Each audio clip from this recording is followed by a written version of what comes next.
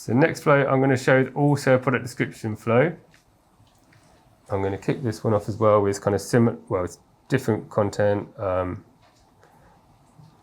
do a fashion example this time.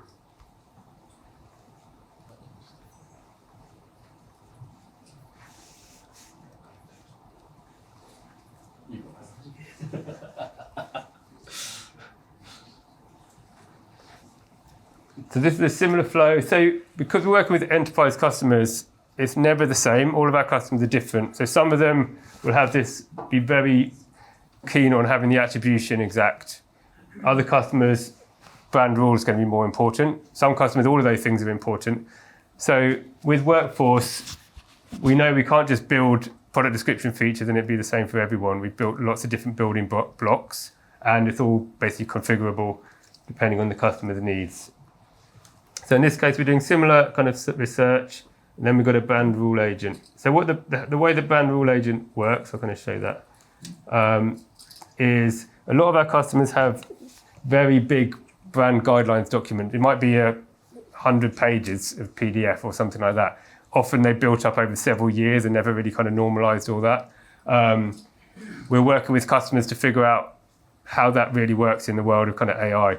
So in this case, if you give a huge brand guide to an LLM and just say, give me a product description using this brand guide, that's going to overwhelm it with information. This brand agent, we're able to give it a brand guide, give it rules like, for example, for homewares, if it's bedding, don't put the color in the title, all of these kind of rules. For accessories, call out the material. The agent will look at the product inputs and decide which of those rules are actually important and relevant for this particular product, and then pass only those rules on to the next step in the flow.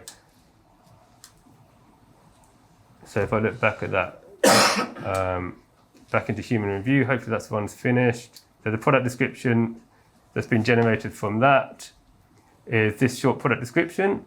And if we look at the run, we should be able to see what happened. So the brand rule agent step analysed the guidelines, and it found these guidelines that are specific to women's wear.